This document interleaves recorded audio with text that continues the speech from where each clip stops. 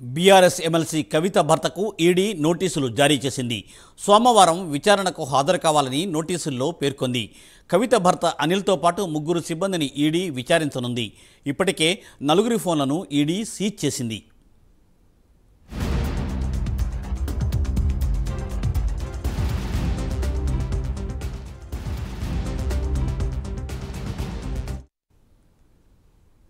కవిత భర్త అనిల్తో పాటు 3 సిబ్బందిని ఈడీ సోమవారం విచారించనుంది.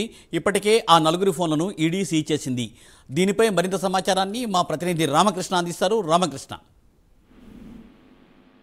అయితే కవిత భర్త అనిల్ కుమార్ తో పాటు మరో 3 వాళ్ళ సిబ్బందికి కూడా ఈ రోజు నోటీసులు జారీ చేసింది. వీళ్ళంతా కూడా ఈ విచారణకు హాజరు కావాలని చెప్పేసి కోరుతున్నారు. మరి ఈడీ ఆదేశాలు జారీ చేసింది. ఈ నేపథ్యంలో సోమవారం కవితతో పాటు ఈ 3 కూడా విచారించే అవకాశం అయితే కనిపిస్తుంది. ప్రస్తుతానికి కవితకు 7 రోజుల ఈడీ కస్టడీ విధించింది రోజు అవెన్యూ కోర్టు.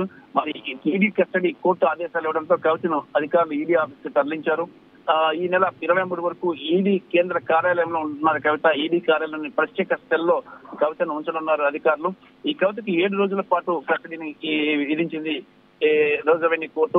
మరి దాంతో పాటు ఇప్పుడు తాజాగా మరో 4 కూడా ఈడీ నోటీసులు జారీ చేయడం సంచలనం సృష్టిస్తుంది. ఏది ఏమైనా సరే ఈడీ మాత్రం చాలా దూకుడుగా ఉంది. తమ వద్ద అన్ని ఆధారాలు ఉన్నాయి, కవితను అరెస్ట్ చేశాము, ఆ ఆధారాలతోనే అరెస్ట్ చేశాము, ఎవిడెన్స్ చాలా స్ట్రాంగ్ గా ఉందని చెప్పి ఈడీ చెప్తుంది. మరి చూడాలి మరి ఈడీ ఏ రకంగా ముందుకు వెళ్తుంది, వాళ్ళ 3 విచారించి వాళ్ళ 3 కూడా అదుపులోకి తీసుకుంటుందా, ఏం చేస్తుందా అనేది కూడా వేచి చూడాల్సిందే. Thank you Ramakrishna, thanks for updates.